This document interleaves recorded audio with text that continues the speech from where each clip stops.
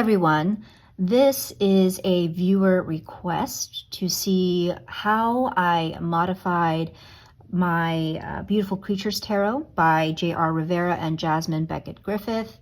I had mentioned in a previous video that I was finding the deck difficult to use as it was structured and given certain selections for the card images.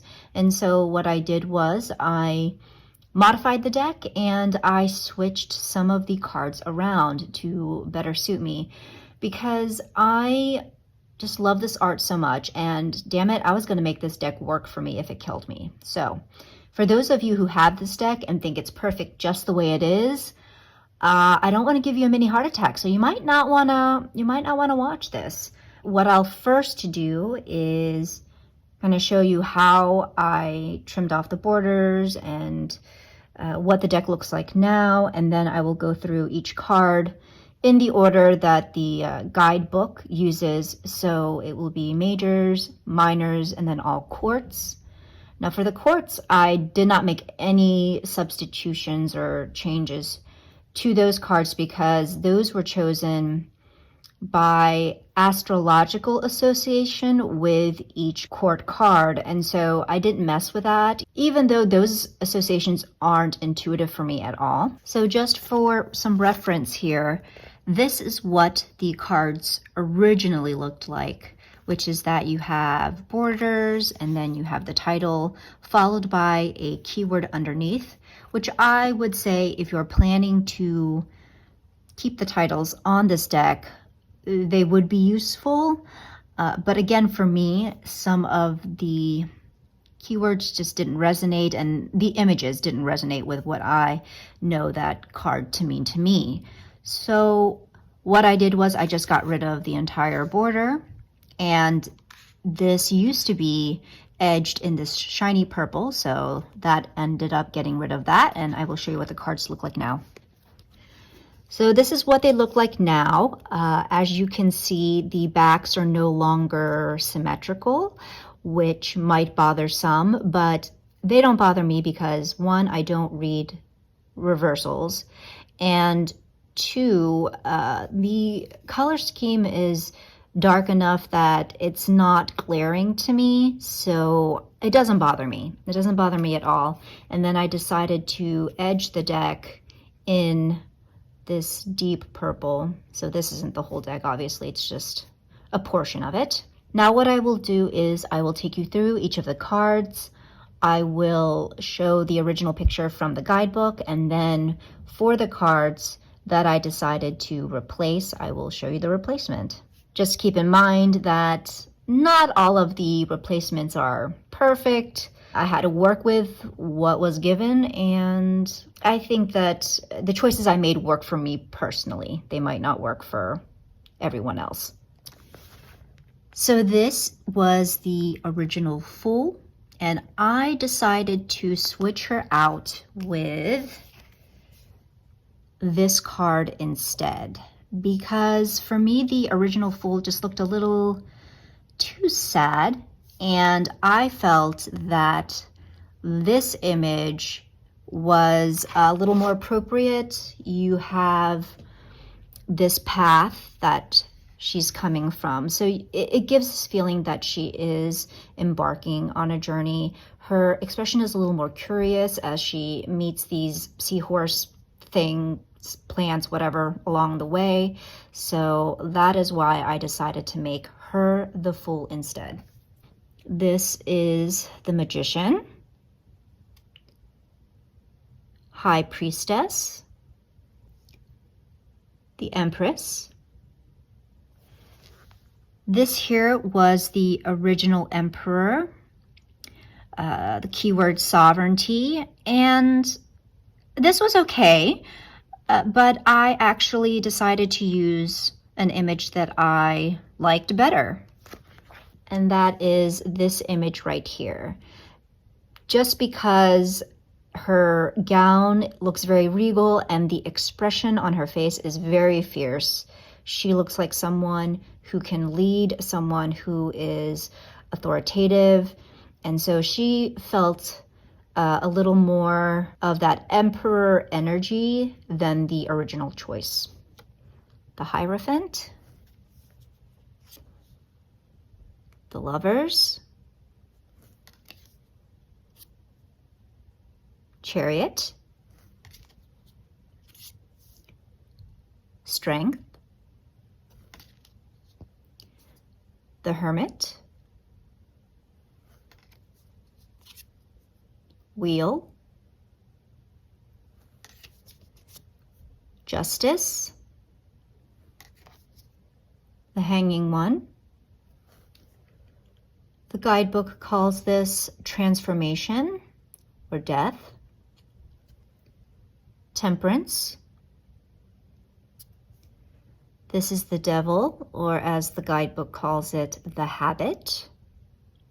For the Tower, the guidebook renamed it Decadence with the keyword abruption.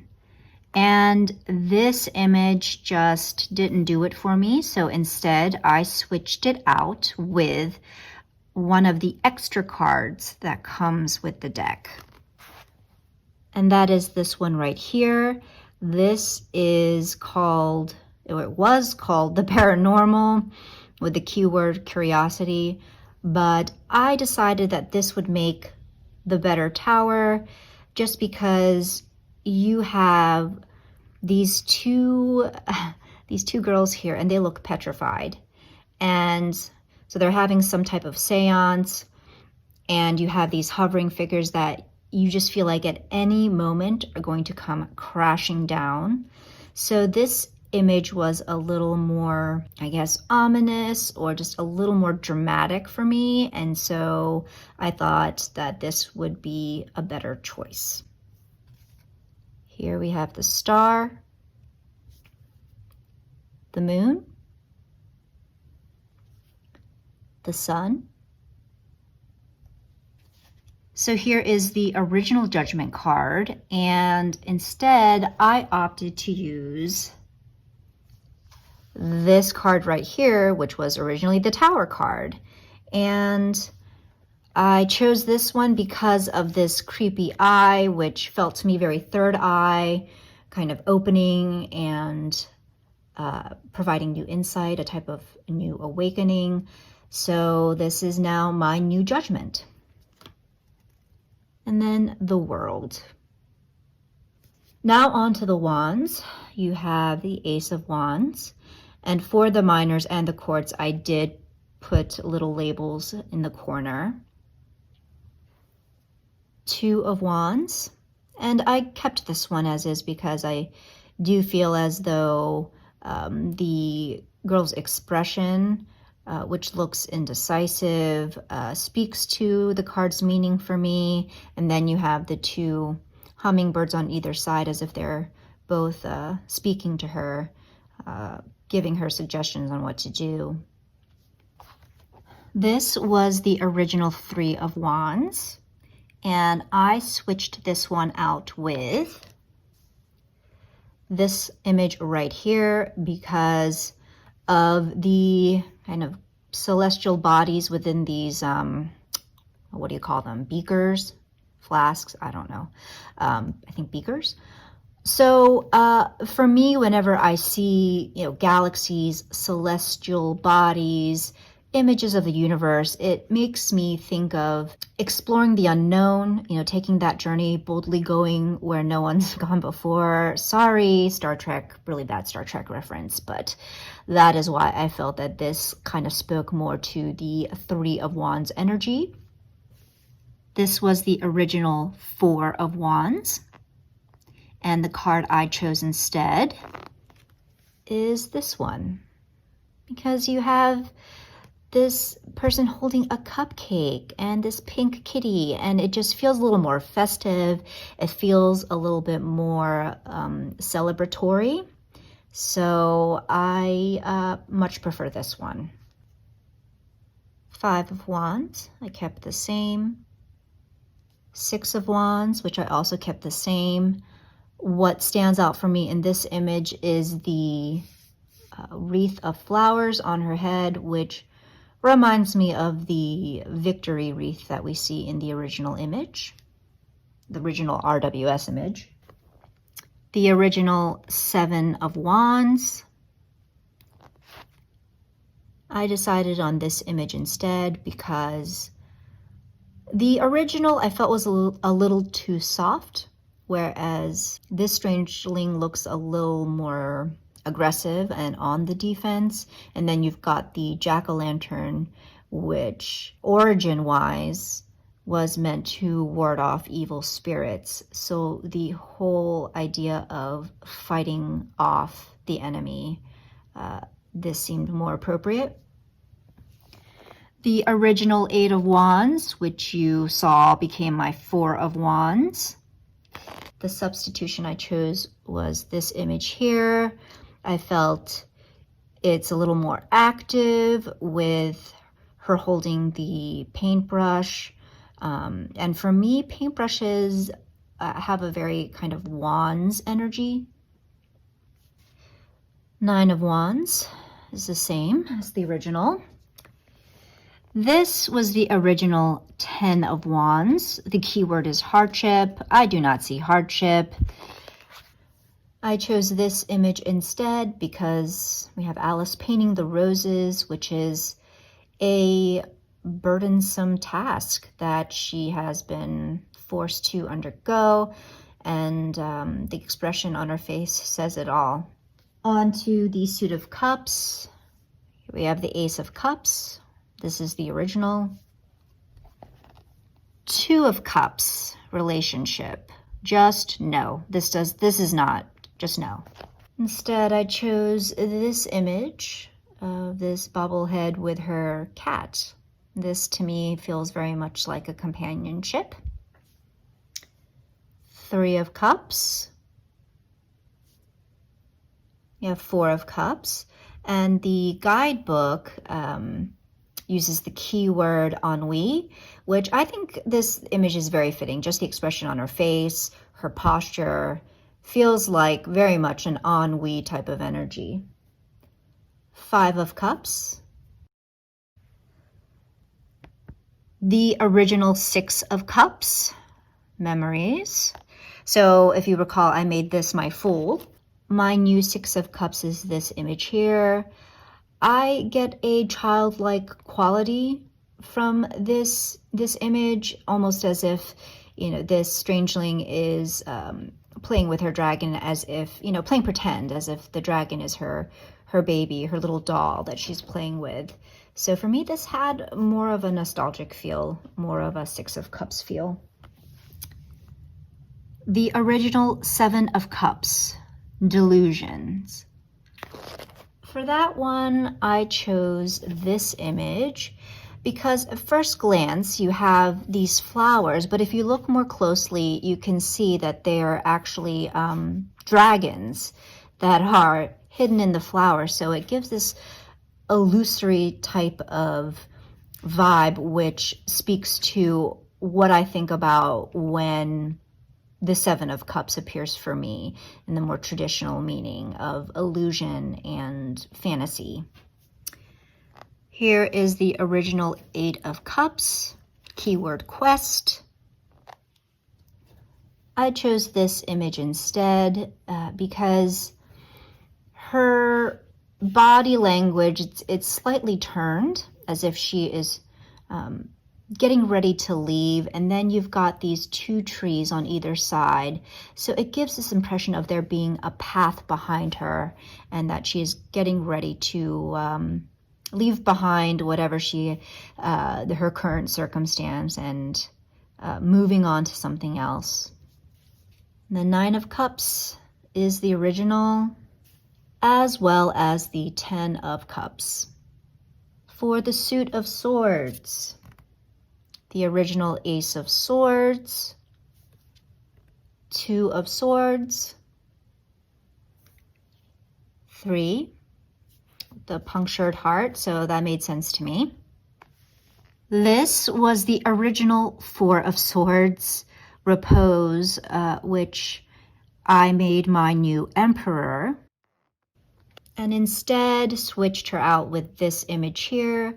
I feel like she looks a little more at peace, just expression-wise. I just have more of a feeling of the Four of Swords, you know, the respite, the feeling of stability. Here's the Five of Swords, defeat. I chose this image here, which was originally the Two of Cups. I mean, we have a plague doctor here, and this just gave me ominous vibes, gave me some domineering vibes. He is in control of the situation, it seems. Here is Six of Swords, which is now my Four of Swords. Here is the substitution, which isn't the strongest, but for me, I think it works in that, you know, you have the wings here. So she can use the wings to embark on a journey, even though she might have misgivings about it, even though it makes her nervous based on the expression on her face. Seven of Swords, treachery. I chose this image instead because the detail that immediately pops out to me is the mask that she's holding, which to me speaks of deception, possibly, or the strategy of cunning, which is what I associate with the Seven of Swords. You have the Eight of Swords, which is the original. The key word used was imprisonment, which you get that sense from this dinosaur here, trapped in this glass ball thing. The original Nine of Swords, anxiety. I chose this image, which, I don't know, I think the color felt very kind of cold, so the vibe feels very cold. She looks pretty sad, or rather sadder than the normal sad of these strangeling figures. So this just felt like a colder, swordsy card to me. And then the Ten of Swords. Suit of Pentacles. We have the Ace of Pentacles. The Two with the balancing here. So that worked for me. Three of Pentacles. This also worked for me. Four of Pentacles. Greed. This image really did not make any sense to me, nor did the little description of the story. So I instead chose this image here because she just screams opulence. You know, she screams money. She screams having the resources and holding on to her resources. Five of Pentacles. The original Six of Pentacles, generosity. That card probably would have worked, but I felt that that was a better Six of Cups, and so I decided to use this card instead for the Six of Pentacles. For me, it seemed as though she is extending these two flowers, getting ready to offer them to someone. And so that to me kind of spoke of the whole giving and receiving, that balance of the Six of Pentacles. Seven of Pentacles. You have this blending of, you know, Alice the Wonderland and then Salvador Dali. And this one made sense. Eight of Pentacles. Practice. I instead chose this image because she is holding a vase, and so to me this kind of spoke to her putting in the time and the dedication to grow the different vegetation, to grow the flowers, putting in the work. Nine of Pentacles. And then 10 of Pentacles. You have these figures from Fairy Tale, and the keyword given in the guidebook was legacy, which I can get behind. As I said before, I didn't switch out any of the court cards, and so I'm just going to quickly show you how they look trimmed. Here are all the pages. Here are all of the knights, and you can see the different astrological symbols, which once again, I am not familiar with the associations between the symbols and the quartz, so that is lost on me. I would say the quartz are probably my least favorite image-wise and selection-wise. Here are the queens. You can see that this is once again older art. And then finally, the kings. I hope you enjoyed this video. Going through this process of modifying the deck and making certain substitutions really did help me to bond with the deck and make the deck more user-friendly. And so now I don't have problems working with the deck. I love it, and I am personally happy with the way the deck modification turned out. So hopefully for those of you who want to use the deck but maybe are having the same problems that I did, this video will perhaps inspire some different ideas of how to go about fixing that or resolving it. So I hope all is well, and until the next video, take care.